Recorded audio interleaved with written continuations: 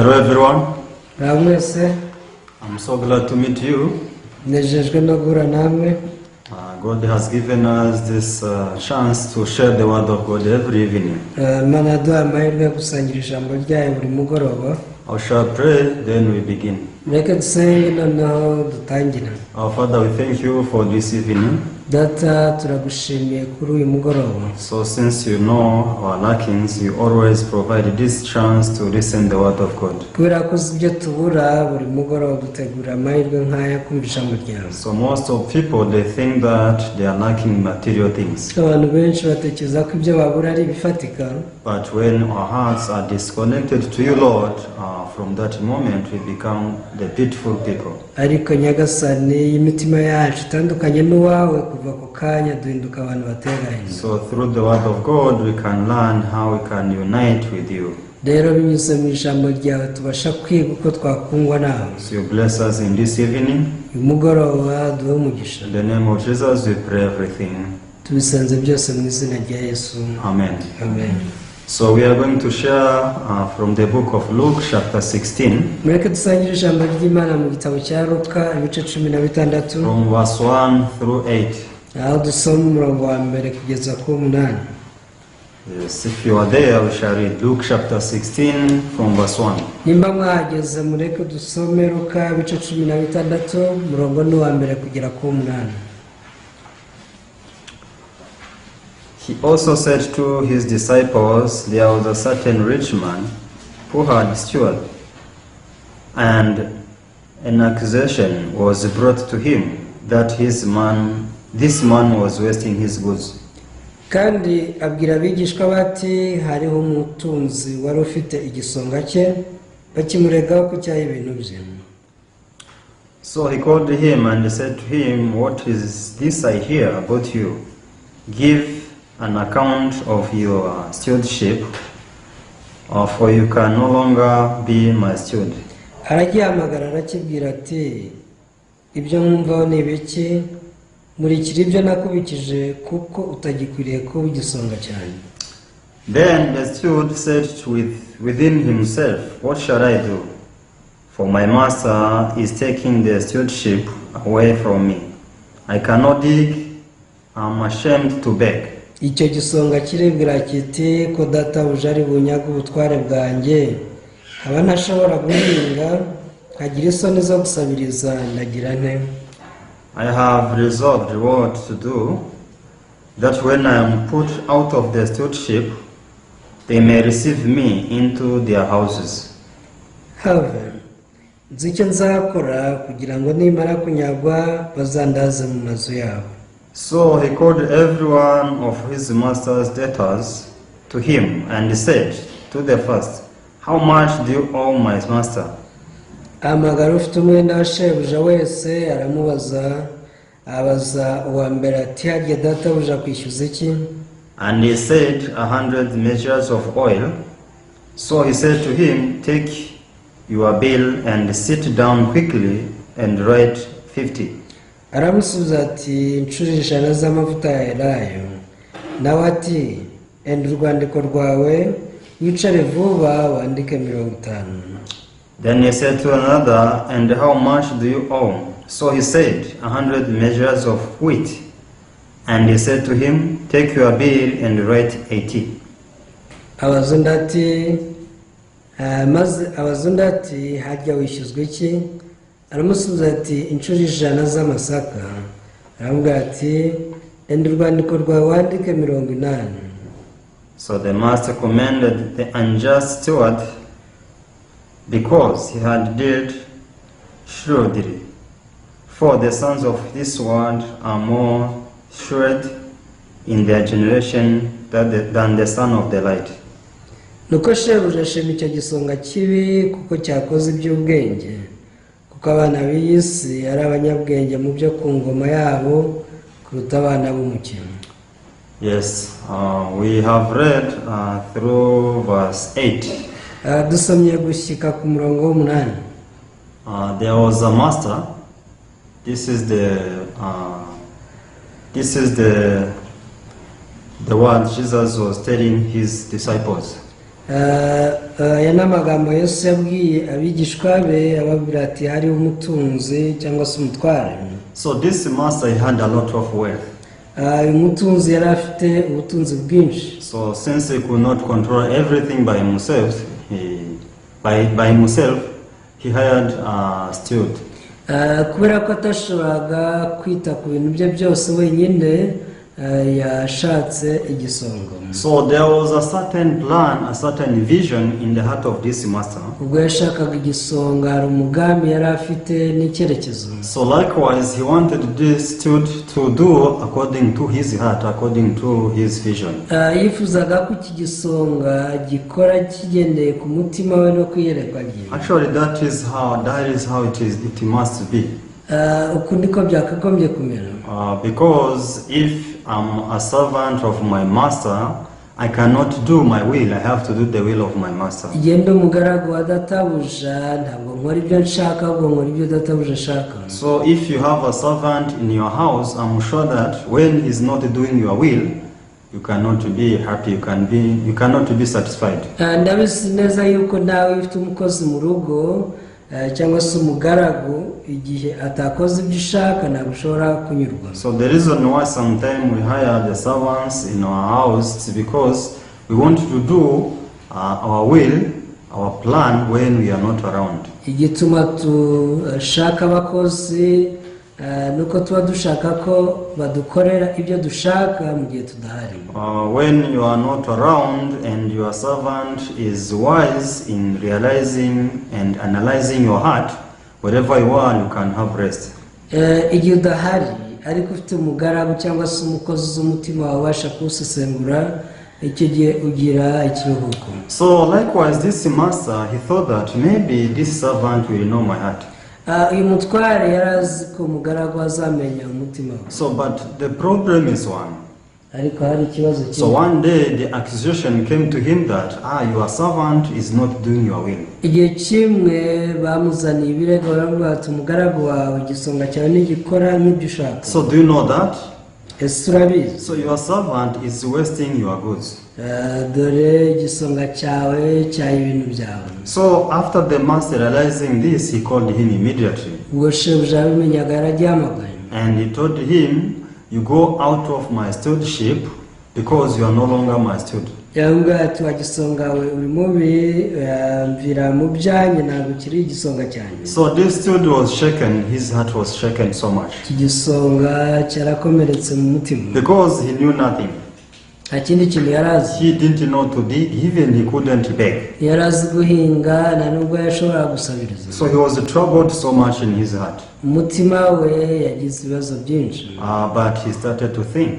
ariko yatangiye gutekereza. So actually, what bad was he doing? ase ni iki kibi yakoraga? So because this servant, he was a wealth man. uyu mugaragu kubera ko nawe yari akize. Bible is saying he had some people who had his debt.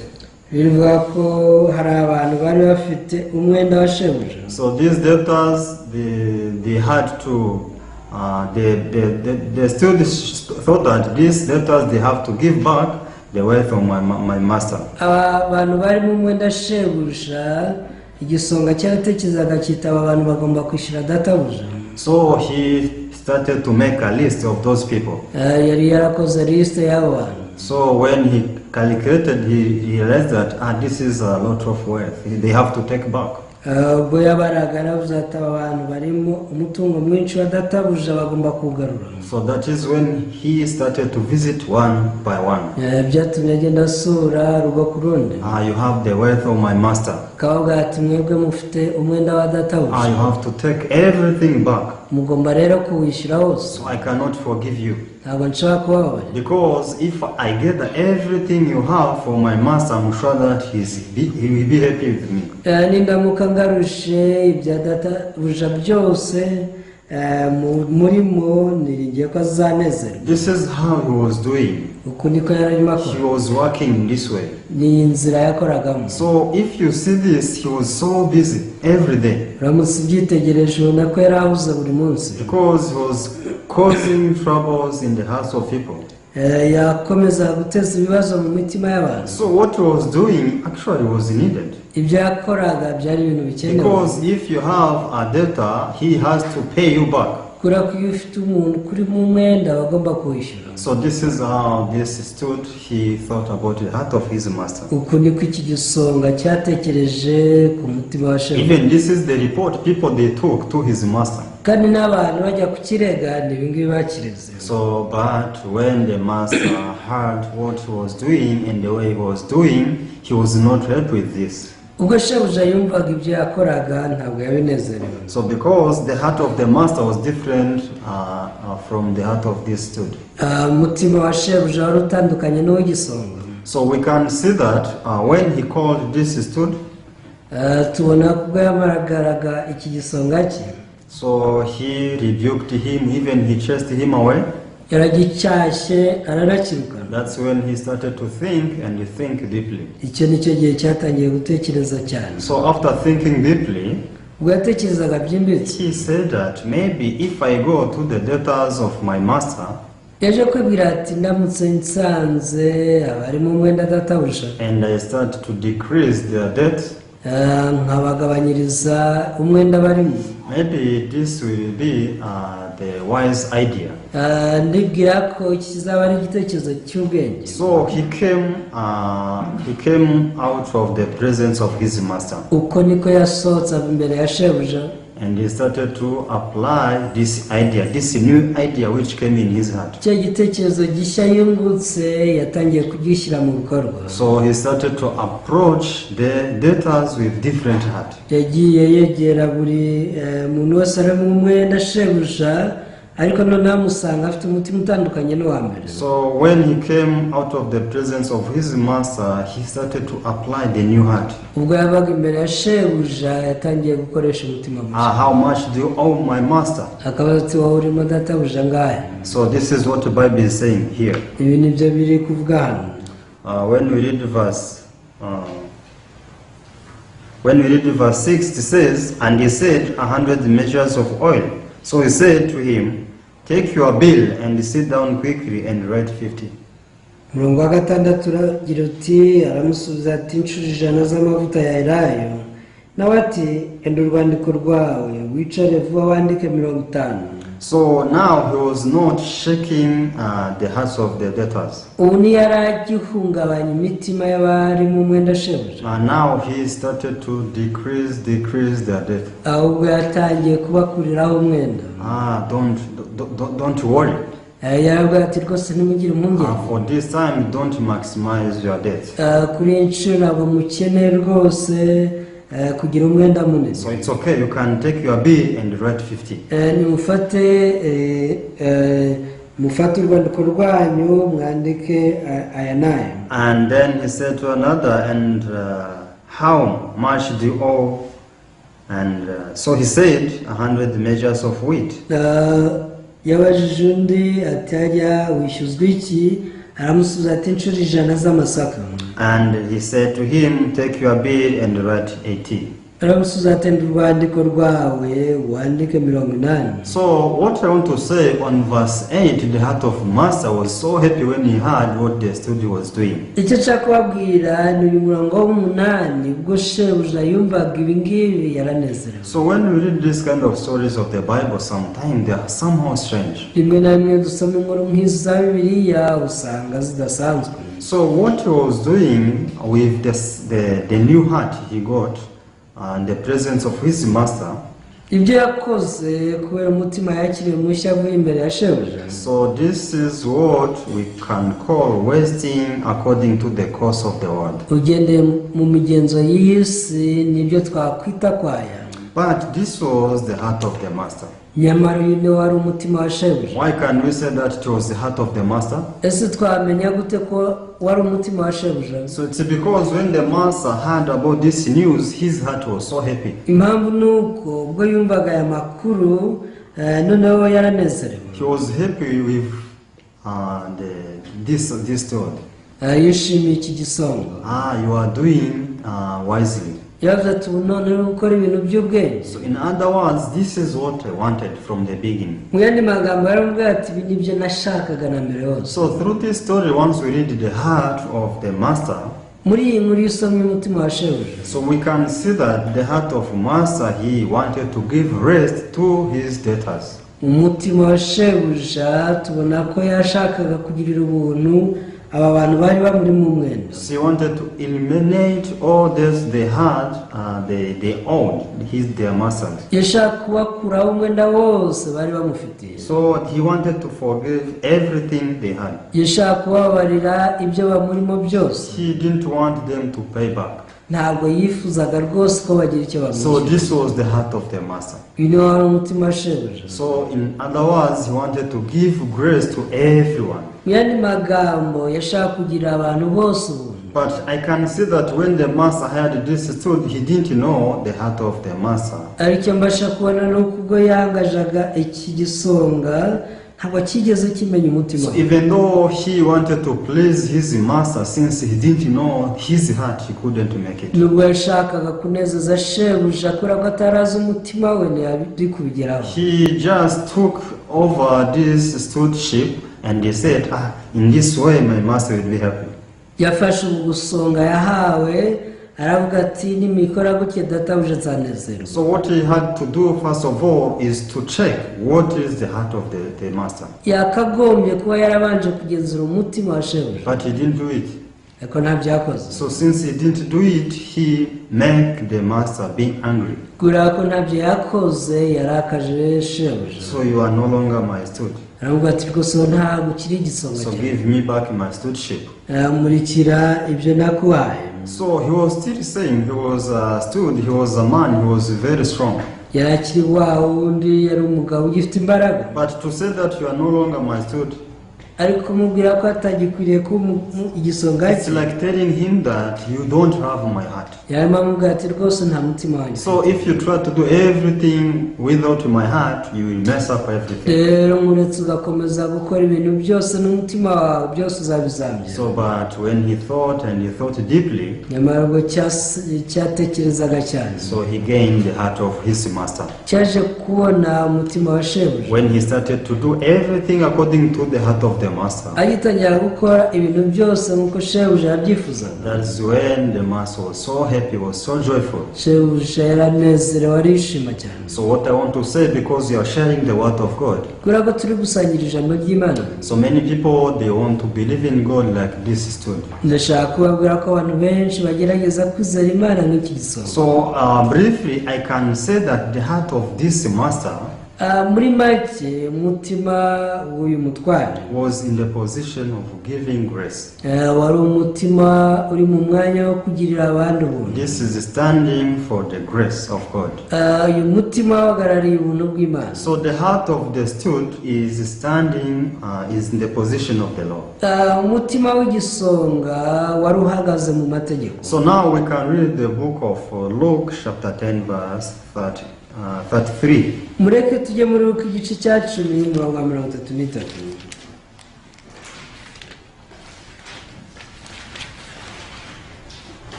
Luke chapter 10 verse 33, it says, "But a certain Samaritan, and he journeyed, came where he was, and when he saw him, he had compassion." Luka igice cya 10:33 haranditse ngo ariko umusamariya wari mu rugendo nawe amugeraho, amubonye amugirira impuhwe. So this was a man from Jerusalem to Jericho. uyu ni umuntu wari uvuye Yerusalemu yerekeza i Yeriko. So when he was in the way going to Jericho, he fell among thieves. ubwo yari mu nzira Yeriko yaguye mu gice He cy'abanzi. was beaten and they left him half dead. baramukubise bamusiga buragataga. So when you analyze Bible, you can see that these thieves they are standing, they are laws actually. iyo usomye Bibiliya neza usanga aba bajura bavugwa hano bahagarariye amategeko. So this man who fell among thieves, they are you, they are me. It's me and you. naho umuntu waguye mu gice cy'abambuzi ahagarariye wowe nanjye. So some people, when they want to believe in God, they want to say that the Good Samaritan, they are Good Samaritan. Abantu bamwe iyo bashaka kwizera Imana bagerageza kuyizera bavuga bati twebwe tugomba kuba abasamariya beza. But in this story of this man who fell among thieves, ariko iyi nkuru y'umuntu waguye mu gice cy'abambuzi, so I'm the one and you are the one who fell among thieves. ivuga ko ari wowe nanjye twaguye mu gice The cy'abambuzi. Good Samaritan represents Jesus Christ. Umusamariya mwiza mw'iyi nkuru ahagarariye Yesu Kristo. So we can see that when Jesus came to him, he had compassion. Tubona ko Yesu ubwo yamusangaga ahangaha yamugiriye impuhwe. But we can see that what law was doing in the life of this person. Ariko dushobora kubona ibyo amategeko yarimo akora mu buzima bw'uyu muntu. So he was struggling to keep the law. Yari arimo ahatana kubahiriza amategeko. I can see that this law, they are like this stood we saw in the Luke chapter 16. Aya mategeko ameze neza nk'iki gisonga twabonye muri Luka ibice 15. So because this stood, he couldn't make people cease at all. Iki ni igisonga kitigeze gituma abantu batuza. He was shaking everyone. Cyakomeje kunyeganyeza abantu. I'm sure that he was putting everyone in the prison who couldn't pay back. Nzi neza yuko abananirwa kwishyura cyabashyiraga muri gereza. Even he was beating everyone. Ashobora kuba yarabakubitaga. Even he wanted to take everything they had. Iyo yashakaga no gufatira ibyo bafite byose. So we can see the hearts of people before in the eyes of this stood. Dushaka kubona imitima y'abantu ko yari imeze imbere y'iki gisonga. Everyone was being shaken. Buri wese yari yaranyeganyejwe. So no one had peace in the heart. Ntawe yari ufite amahoro mu mutima we. Why? Kubera iki? Because this stood, he didn't know the heart of the master. Iki gisonga nticyari cyarigeze kimenya umutima wa shebuja. Because the master wanted to tell everyone, now you can rest. Umutware yashaka kubwira abantu bose ati mwiruhukire. Because the master had compassion to everyone. Kubera ko yari abafitiye impuhwe. It's okay. Kababwira ati nta kibazo. You are fine, it's fine. Nta kibazo rwose. So you don't need to pay me back. Ntabwo mukeneye kunyishyura. So I forgive you everything. Nababariye mbaharira umwenda wose. Now you can have peace. Mugira amahoro. Now you can have rest in your heart. Mugira ikiruhuko. So this was the heart of the master. Uyu ari umutima uyu mutware. So likewise, this is the heart of God towards everyone. Uyu niwo mutima Imana ifitiye buri umwe muri twe. Jesus wants to tell you that you have no condemnation. Yesu arashaka kubwira ko nta rubanza ufite. So you have no problem between you and God. Nta kibazo ufitanye n'Imana. Everything was solved. Ibintu byose niwe wabikemuye. So you have nothing to do. Nta kintu ugomba gukora So nacyo. you be free in your heart. Ugomba kubahuka mu mutima wawe. This is the heart of God. Uyu niwo mutima w'Imana. This is the heart of the master. Uyu ni umutima wa databuja. But what law is doing in the life of people? Asa amategeko akora iki mu buzima bw'abantu? People whose heart are standing in the position of the law, Abantu bahagaze mu mwanya w'amategeko they are tormented so much. usanga baba baratotejwe cyane They barahungabana. are like in the position of this man who fell among thieves. Baba bari mu mwanya w'uyu muntu waguye mu gice cy'abantu. Every time, every morning, every evening, they are struggling to fulfill the law. Buri gitondo, buri kanya, buri mugoroba bagerageza ngo bubahirize amategeko. But what the Bible is teaching us, if we live in that kind of life,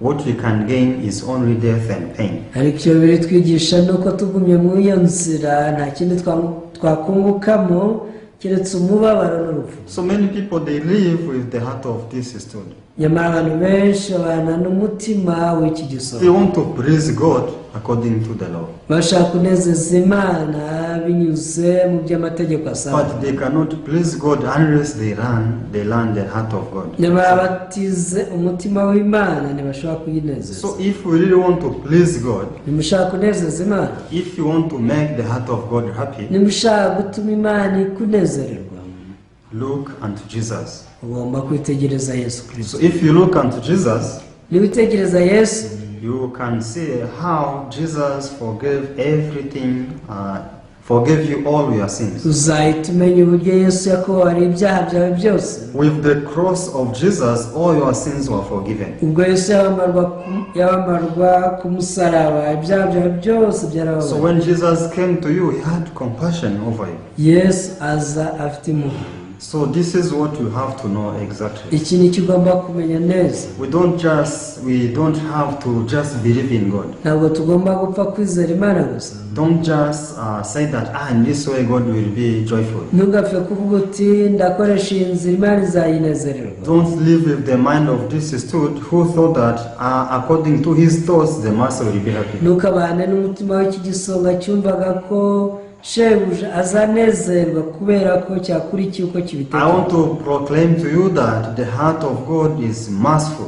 Ndashaka kubatangariza ko umutima w'Imana ari uw'impuhwe nyinshi. So for God to forgive you is not requesting something from you. Kugira ngo Imana ikubabarire nta kintu gusaba. So it's not requesting you to keep the law and give you the forgiveness of sin. Ntabwo gusaba ngo wubahirize amategeko maze ikuye imbabazi z'ibyaha. So if God forgives us by keeping the law, Imana iramutse itubabariye kubera ko twubahirije amategeko, so this forgiveness cannot be called grace of God. izi mbabazi ntabwo zaba zikiswe ubuntu bw'Imana. Because what the Bible calls grace is something which is given for free.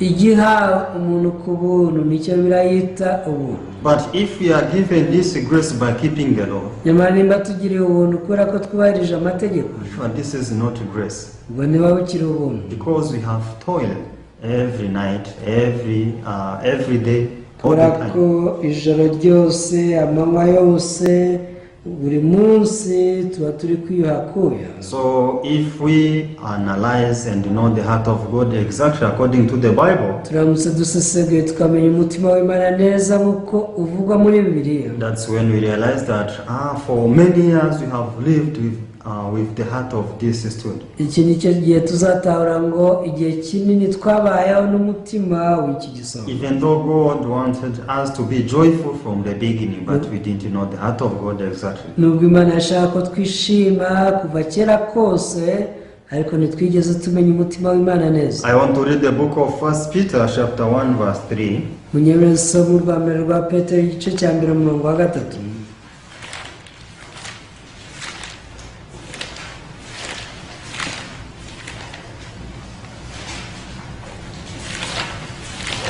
First Peter chapter 1 verse 3 it says, Rwa mbere rwa Petero igice kimwe umurongo wa 3 aravuga ngo, Blessed be the God and fathers of our Lord Jesus Christ, who according to his abundant mercy has begotten us again to a living hope through the resurrection of Jesus Christ from the dead. Imana y'Umwami wacu Yesu Kristo ariyo na se ishimwe, kuko yatubyaye ubwa kabiri nk'uko imbabazi zayo nyinshi ziri, kugira ngo tugire ibyiringiro bizima tubeshejwe no kuzuka kwa Yesu Kristo. So God has begotten us again. Imana yatubyaye ubwa kabiri. We are born again. Turi abantu bavutse ubwa kabiri. By what? Gute? Only by the grace of God. Kubw'ubuntu bw'Imana gusa. Only by this abundant mercy of him. Kubw'imbabazi zayo nyinshi zitarondoreka. It is not that we toiled a lot to keep the law. Ntabwo ari uko twagerageje kubahiriza amategeko. No. Oya. Because we cannot keep the law. Ntabwo turi abantu babasha kubahiriza amategeko. So if we try to keep the law, it means we are choosing death actually. Turamutse tugerageje kubahiriza amategeko tuba tuhisemo kwipfira urupfu. But God has begotten us again only by his mercy. Ariko Imana yatubyaye ubwa kabiri kubw'imbabazi zayo nyinshi. Because every one of us was so pitiful in his eyes. Kubera ko twese twari abantu bo kugirirwa imbabazi bateye agahinda mu maso yayo. Because no one could fulfill the law according to the standard of God. Na n'umwe washoboraga kubahiriza amategeko y'Imana ku kigero Imana ishaka. Through Jesus, God has begotten us again. Ariko binyuze muri Yesu Kristo, Imana yatubyaye bwa kabiri. So this resurrection of Jesus Christ is more than enough. Rero uku kuzuka kwa Yesu Kristo kurenza ibyo dukeneye byose. So this is the standard of God to accept us. Iri ni ryo shingiro ry'Imana ijya kutwakira. So we are accepted by God by this standard. Imana yatwemeye igendeye kuri ibi. Only Jesus. Yesu wenyine. Through Jesus, we are accepted by God. binyuze muri Yesu twemewe n'Imana.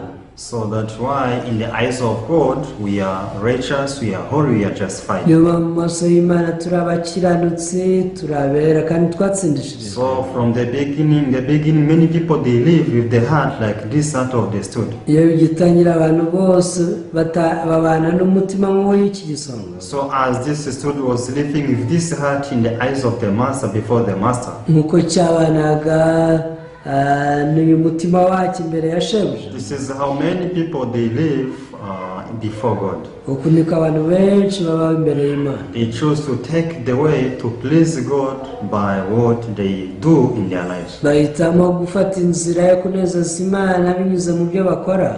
But because the reason why God repeatedly speak about Jesus, ariko igituma Imana ikomeza kuvuga kuri Yesu gusa, it is because only Jesus made the heart of God satisfied. nuko Yesu ariwe watumye umutima w'Imana unyurwa wenyine. Only Jesus, he made the heart of God joyful. Yesu wenyine niwe watumye Imana yishima. But we ourselves, with our nature, we cannot make the heart of God joyful. nyamara twebwe ubwacu na kavukire yacu ntabwo twanezeza Imana. So let's commit ourselves together to meet unto Jesus. mureke rero dushyire hamwe duhure na Yesu. So if you want to if you want to be accepted by God, nimba ushaka kwemerwa n'Imana, please meet the heart of God through Jesus. ndakwinginze uhure n'umutima w'Imana binyuze muri Yesu. So please don't rely upon your performance. ndagusabye ntukite ku byo ukora, Focus on the performance of Jesus Christ. wite ku byo Yesu yakoze. So through this, God will be joyful, will be happy with you. ibi bizatuma Imana yishima kandi kunezerwa. Please throw away the heart of this stood. ndagusabye jugunya umutima w'iki gisonga. Please realize and learn the heart of God exactly through the Bible. wiga umutima w'Imana kandi ubutahure neza binyuze muri Bibiliya. Because God is clear in the Bible. Imana ni Imana itomoye muri Bibiliya. I hope everyone may live with joy and peace from the nongeye Lord. ko buri wese muri mwe yabaho afite amahoro n'ikiruhuko biva ku Mana. So let's pray. reka We dusenge. end up by here. turasoreza. Father, we thank you for this evening. data tugushimiye umugoroba. So many times we lived with this heart of stone. inshuro nyinshi twibaniye n'umutima w'iki gisonga. He thought that we will please the heart of the master. yatekereje ko azanezeza shebuja, But since he didn't know the heart of the master exactly, ariko bitewe n'uko atarazi umutima wa shebuja neza, he didn't do it as it was supposed to be. ntabwo yakoze ibyo yakagombye gukora. So likewise, many times we think that we can make God happy. natwe kenshi tuba twibwira ko twanezeza Imana, But though we don't know the heart of God exactly, we just do it. ariko nubwo tutazi umutima w'Imana neza dupfa kubikora. But Father, allow us to discover your heart, your merciful heart through the Bible. nyamara data twemereye gutahura umutima wawe w'impuhwe w'imbabazi binyuze muri Bibiliya. So through the way of the laws, we cannot make you happy. mu mategeko ntitwakunezeza, But through your grace, through Jesus Christ, your heart can be satisfied. ariko binyuze muri Yesu Kristo mu mpuhwe zawe umutima wawe waranyuzwe. Father, allow us to throw away this heart of stone. data duhe kujugunya umutima w'igisonga. In the name of Jesus, we pray everything. tubisenze byose mu izina rya Yesu, Amen. amen. See you next time. nawe utaha.